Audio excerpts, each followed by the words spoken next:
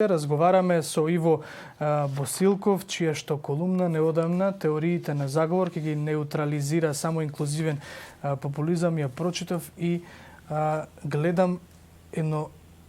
резимирање на она што значи теории на заговор на светско ниво и на како и во Македонија. Иво, добро утро. Добро утро. Фала на поканата. Така, се слушаме. Ајде малку накратко за она што го има во твојата колумна, па ќе се вратиме на дел од прашањата кои што ги анализираш. Зборуваш за теориите на заговор,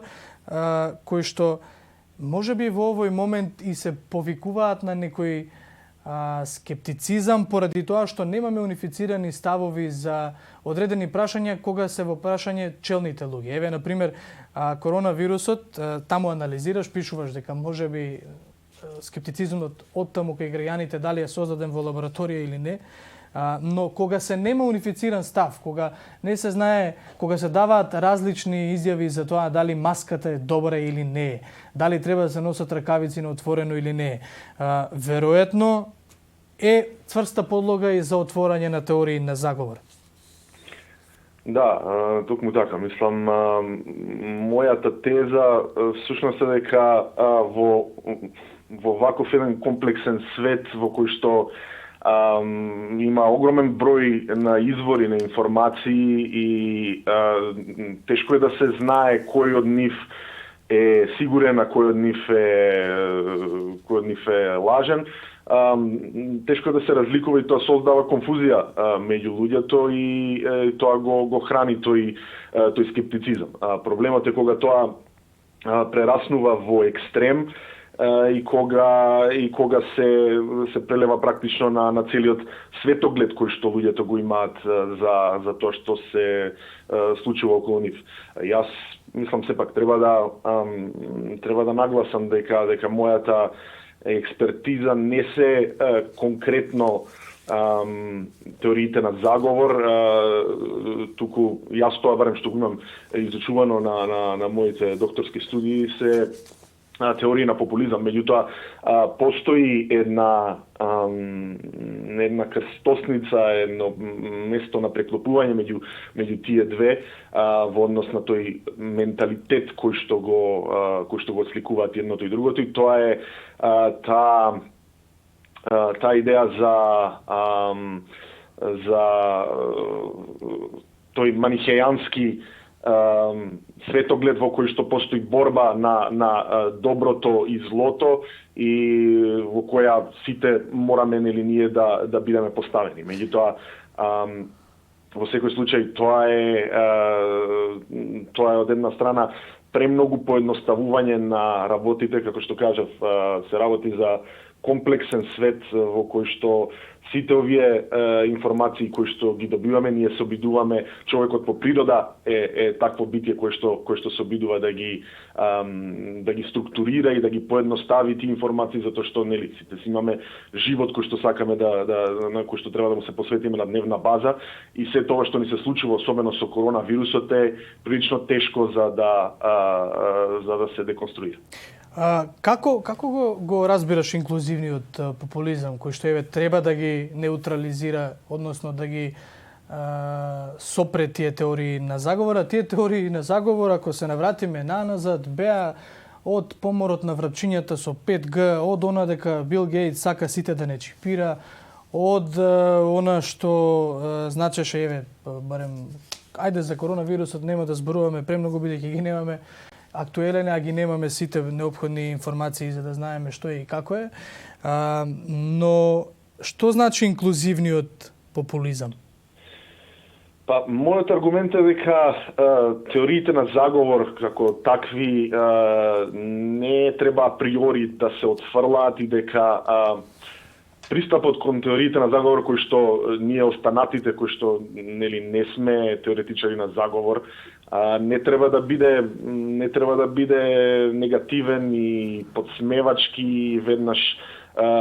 исклучи, затоа што тоа не помага. Едноставно тоа е сосема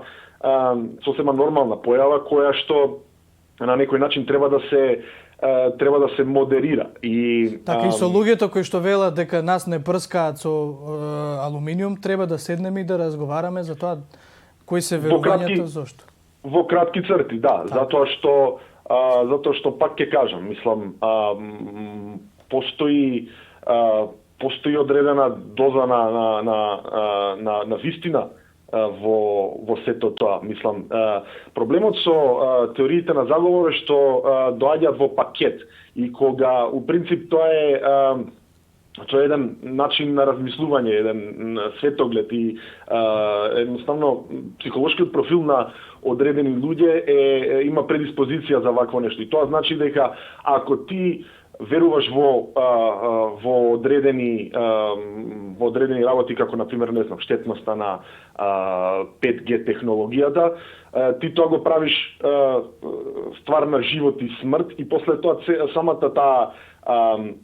тој начин на размислување го префрлаш на све друго и после тоа пред да приметиш си завршил на сатанистички култови што пијат крв и се создава патерн, една шема, да. Да, тоа едноставно се надоврзува едно на друго, меѓутоа начинот за тоа да се не толку да се надмине, туку едноставно да се интегрира тоа што јас го нарекувам колективна интуиција или некаков инстинкт дека работите не се така како што треба да бидат, дека постои нешто што се случува позади сцените, е баш тоа, тој инклузивен популизам, како што го нарекувам, кај нас и генерално во медиумите терминот популизам има негативна конотација, значи демагогија и така натаму, меѓутоа тоа исто така може да значи и партиципација, може да значи и на некој начин и јавен форум, така што според мене ова е начинот за на некој начин да се смират тие мисли и да се доведат во контакт на некој начин со остатокот од светот, затоа што проблемот е всушност не се самите теории на заговор, туку тие се симптом на една болест. Болеста е всушност недостатокот од влијание на обичниот човек во тоа што се случува во општеството, и после тоа ова станува нормална реакција на тоа што се перцепира како исклучување од работата од машината, како днес која што функционира општеството. И поради тоа начинот за сето тоа да се ублажи и да се сопре е според мене по реална и по суштинска демократија. Тоа е тоа. Иво Босилков, теориите на заговор ќе ги неутрализира само инклузивен популизам, колумна во која што двоеден од пасусите пишува: истражувањата покажуваат дека верувањето во теории на заговор на психолошко ниво е поврзано со индивидуалната авторитарност, чувството на немоќ, недоверба и несигурност, но исто така и манихејскиот пристап на сведување на светот на борба меѓу доброто и злото. Јас овде би додал и она материјално-економската состојба кај човекот, и таа знае да врши улога при овие теории на заговор. Самото општествено скалело на кое се наоѓаат граѓаните и тоа влијае. Меѓутоа, колку влијае на сето ова и тоа што еден Доналд Трамп успеа да ја протне онаа теорија на заговор дека Барак Обама не бил роден во САД, а за да биде председател на САД, токму тоа е базичниот услов. Што значи дека фейк ньюс, кој што има се поголем замав изминативе неколку години, во кој што постојат фабрики кои што се занимаваат и постираат фейк ньюс. Тоа значи дека и незаинтересираноста на граѓаните и неинформирањето, туку сето оно што доаѓа како сервис на информација, плукни, залепи, колку да бидам дел, да припаѓам од една група, е реален проблем при овие теории на заговор? Па да, мислам, фейк ньюс е термин кој што се користи прилично арбитрарно во овие времења, нели, на пост. Вистина, се може да биде фейк ньюс што нас не ни одговара практично на нашите претходни ставови. И тоа е тоа мотивирано резонирање кое што постои во политичката психологија. И тоа е тоа што демагозиот типот на Трамп го експлоатираат за да себе си се представат како некој кој што е поблизок на некој начин до народот и поради тоа нели ги отсликува неговите ставови. Меѓутоа тоа е еден, како да кажам, форс фидбек, врска во која што се хранат меѓусебно и политичарот и верувањата кај обичниот човек, односно кај неговите гласачи. Меѓутоа, ова е структурен проблем, ова е проблем на, вие кажавте, нели, и та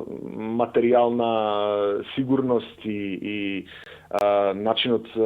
мислам, капацитетот кој што обичниот човек го има за да се справи со тие работи, тоа вие го представивте како причина за сето ова, меѓутоа тоа е исто така и последица на одредени општествени феномени кои што се одразуваат на довербата која што имаме едни во други и во институциите. И кога мислам за барем ја на начинот на кој што го гледам, кога еден човек како Трамп и нему слични, која ќе се обидат да јаваат на овој феномен, тоа е за нивна собствена, тоа е сосем искалкулирано и е за нивна собствен бенефит. Така што тоа е, мислам, тешко да се препознае во ситуација кога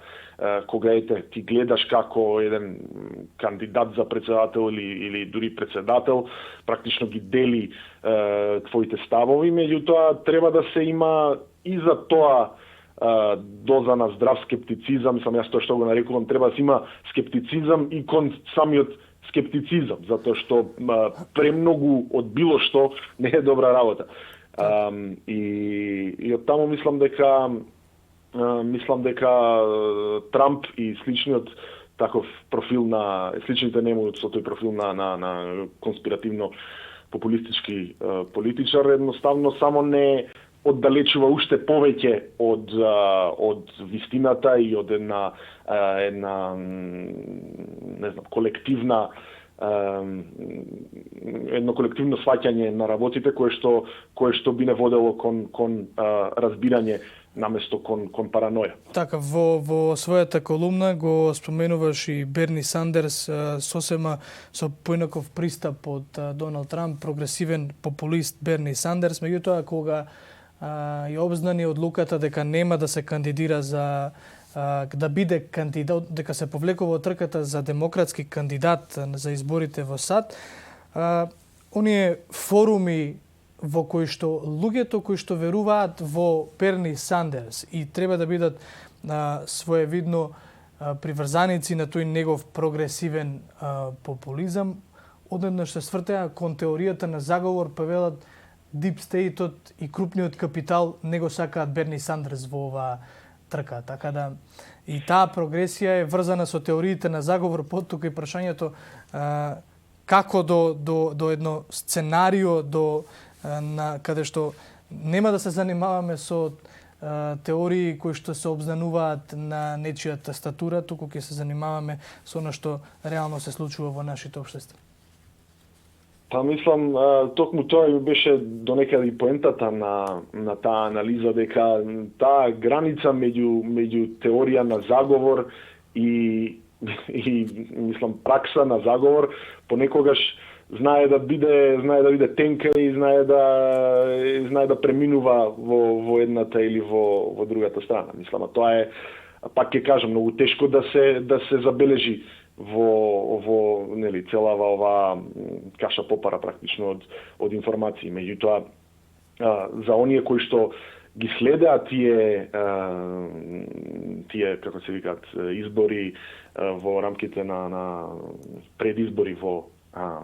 Америка, може да го забележат и постојат и научни анализи кои што го опишуваат тонот на мејнстрим медиумите како негативен кон Берни Сандерс и на тој начин може да се забележи дека сепак постоел некаков оркестриран или некаква организирана кампања против Берни Сандерс и бил перцепиран од страна на таа елита како закана. Меѓутоа